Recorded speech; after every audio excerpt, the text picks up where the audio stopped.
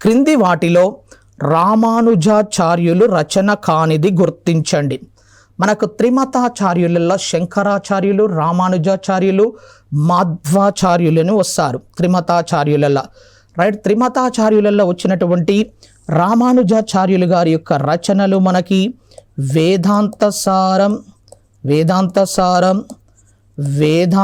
సంగ్రహం, వేదాంత దీపం, గీతాభాష్యం and Sri Bhashyam. Next శ్రీభాష్యము అని అంటున్నాము. రైట్, వేదాంత అనే వర్డ్ వచ్చినప్పుడు రామానుజాచార్యులు గారు గుర్తుకు రావాలి. ఈ మధ్యనే రామానుజాచార్యులు గారి యొక్క విగ్రహం కూడా మనకు హైదరాబాదులోని ముక్చింతల్ వద్ద నిర్మించడం జరిగింది. రైట్, ఇందులో గీతాభాష్యం ఆయన రచనే, శ్రీభాష్యం ఆయన రచనే, వేదాంత సారం ఆయన రచనే. ఆయన రచన కానిది ఏంటి అంటే అనుభాష్యం. మరి అనుభాష్యం ఎవరి రచన?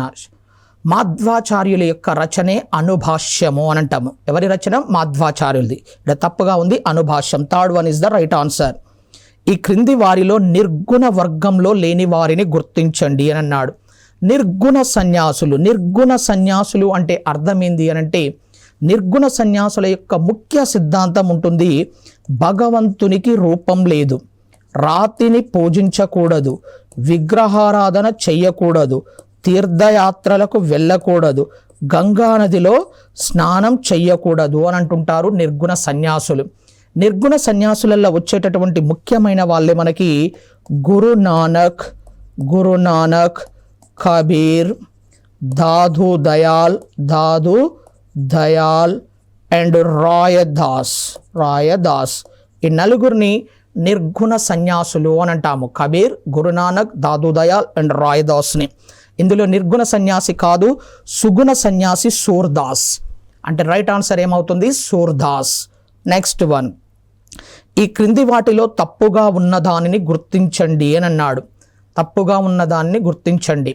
రైట్, ఈ క్వశ్చన్ కూడా ప్రీవియస్లో అడిగారు. రామానంద యొక్క శిష్యులు ఈ నలుగురు, కబీర్, సేనదాస, రాయదాస్ అండ్ పీపా. వీళ్ళు చేసేటటువంటి పనులను ఇచ్చాడు పక్కన. ఇచ్చేసి తప్పుగా ఉన్నది గుర్తించండి అన్నాడు. కబీర్ ఏ పని చేసేవాడు అంటే చేనేత కార్మికుడు, కరెక్టే.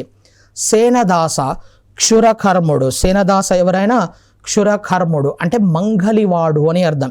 రాయదాస వచ్చేసి చెప్పులు కుట్టుకునేవాడు, కరెక్టే. పీపా అనేట ఆయన దళితుడు కాదు, ఇతను రాజపుత్రుడు. ఎవరైనా పీపా. తప్పుగా ఉన్నది ఏంది? అది పీపా. పీపా ఇస్ ద రైట్ ఆన్సర్.